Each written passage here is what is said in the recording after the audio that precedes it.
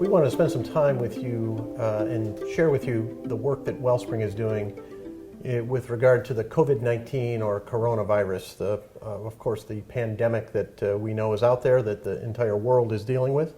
We're particularly interested through this video in talking to the key audiences that matter to Wellspring at the moment. That is particularly our families of loved ones that we may be serving, families that we serve, volunteers that may be out there, anyone interested particularly in the work that we do, keeping in mind that across Wellspring we serve a vast number of folks whose needs continue despite what we're dealing with as a nation with the virus. And so while we are taking every precaution we can, we do so with the notion and the reality that we continue to serve. So on the one hand, it's kind of business as usual, but business is different now. And so, Sean, let's start with the work that we're doing particularly with our senior programs, knowing that this virus is particularly devastating to those in the older population, particularly 80 and over, but even 60 and over as well. Yeah, and I think it's important to start by saying that at this point we have no confirmed cases of coronavirus, COVID-19 in any of our facilities. And we're lucky that we have really great information from the Centers for Disease Control, Centers for Medicare and Medicaid Services on how to prevent the spread of the virus, particularly in our facilities where we're serving vulnerable seniors. So for example, in all of our facilities, we're restricting visitors. We don't want folks who've been in the community and who may have been exposed bringing it in. So anybody who comes to our door, we're doing some screening, asking some questions, taking temperatures to make sure that they're not exhibiting any symptoms or at risk. Right. And we're really just limiting visitors to those who are absolute and essential either to the well-being of a family or in end-of-life situations. And I think it's important too to note that the screening that we're doing at the door includes any and all of our staff. That's right. As they come in for their shift. They're being temperature taken, questions raised about health of the family at home, other exposures they may have had. We're logging all that to make sure that we're on top of these things as well, because obviously our staff are essential, and yet they're also out in the community on a daily basis. And so that's a really big part of our mitigation efforts at this point. Yeah. And I think what you said, that it's business as usual, is really the key message here. We know that the needs of families don't stop because there's this pandemic happening right now. The need for care for seniors in the community doesn't change. And what we want folks to understand is that their loved one is safe here and protected from transmission because of all the steps that we're taking. Right. We're doing everything we're being told to do, that the experts are telling us to do, and that, frankly, common sense tells us to do as well. Yeah. And so, and as we learn more, we will implement more as we go.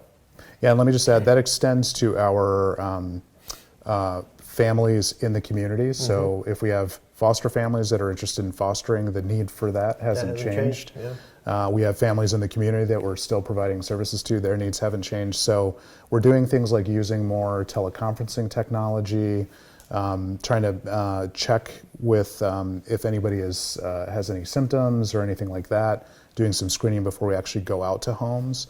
But us going out to homes, working with families is not changing. Right. So when you think about our efforts, particularly in the facilities that we run of various kinds, it's really about redoubling our efforts around all of our infection control processes, which have been in place for a long time. We've retrained our staff just to make sure that nothing has been missed. And it's hand washing and all the what we call universal precautions that we put in place to make sure that infection doesn't spread. And our track record on that it has been very good. We've demonstrated a strong infection control process. Our facilities on average are well below the national average in terms of infection rates that are tracked. And so we start from that strength and have built on it as a result. So as we think about the future and wanting to stay in touch with families and clients and others, there's a couple of ways that we're seeking to do that. We want you to feel communicated with knowing where to get information or where to raise your questions. Yeah, and I would highlight two key places, starting with our website, www.wellspringlutheran.com. That's where we're going to post the most up-to-date information, including more videos like these if it becomes necessary. Also, families will have the option of signing up for text messaging. So we'll actually push out communication on a regular basis or let people know if there's an update to the website. Another very convenient way that we're able to stay in touch with our families. Yeah, that text messaging will be specific to various locations, so that when we have something specific to say about what's happening in our Monroe facility or in Saginaw, we'll be able to get right to that audience. So we would invite you to go onto the website, as Sean said, and register for that, so that you'll be on the front edge of anything that we're doing in that regard. And the website will also certainly have opportunity for you to offer suggestions, ask questions that we will certainly be responsive to as we go forward. So as we sort of wrap up here, what we're trying to remind folks is that this is a time for us to come together. This is a time for us to care for each other. We're doing doubling our efforts to care for our staff during all of this as well, to make sure that those people who care for our families out there are well served, and know that this too shall pass. We will get through this, and there will be brighter days down the road here, and we just know that from history. So our focus is on the here and now, but not losing sight of the fact that we will get through this.